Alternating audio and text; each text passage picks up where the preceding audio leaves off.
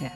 We need not be really afraid of words and also concepts, because as your own attention relaxes in that space of awareness, as the attention relaxes in the space of awareness itself, there's enormous flexibility. There's no fear about concepts, because you see them, none of them can overpower you. No concept can overpower you. If you have caught the master concept, if you've understood the master concept, then no other concept can overpower you. Can you see this or not? All concepts can only stand upon one master concept, the common denominator of all experiences, of all mental movement. If you've understood what I is, why is it that it's been emphasized over and over again, the importance of scrutinizing this I, observing it, understanding what I is, because everything is standing upon I.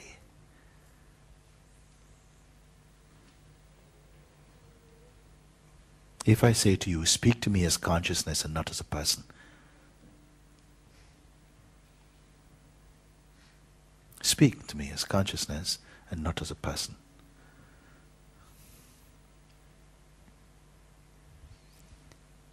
Because I'm speaking to you as consciousness, speaking with consciousness, and not as a person to a person.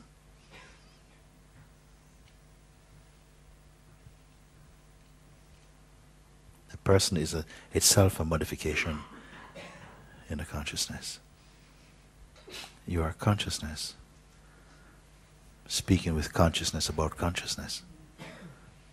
If I advise you as a person, that would tell you do this thing and don't do this thing, and you have to. I'm speaking to you as a doer, that you must do this and stop doing this, and don't remember.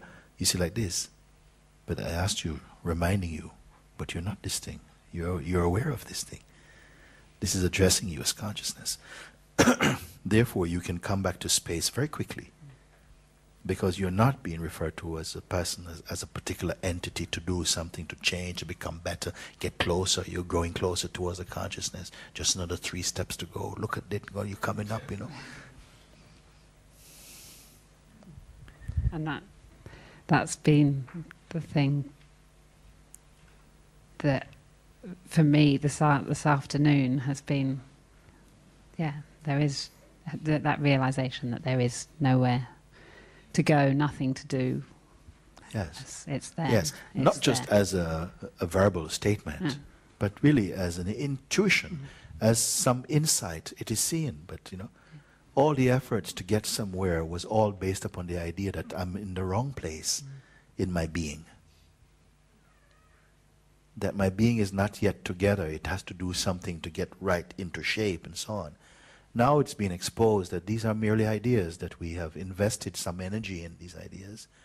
I don't put the blame on it. I'm just saying that you can observe that wherever it comes from, we are picking up so much stuff as we go along. Some of it swims in very, very subtly, that you don't even know when it joins your energy field. But as you begin to look, sometimes something is stirred up, and some feelings come to the surface, some things come to the surface, and they may feel a bit turbulent for a moment or two. It's coming, whoa, But then you're reminded you're not this turbulence. It's okay, don't suppress this, let this happen. There's power, there's space, there's the capacity to let this happen. This itself is compassion for yourself. You see? You're like a washing machine. Everything is there. When it starts to, to spin, it's gonna, but it's built to accommodate this spinning. You can take it. Something in the body, but there's a silence in the observing of this that's not shaking. Can you recognize that? In any instant of this recognition, oh, I don't have to get rid of the shaking.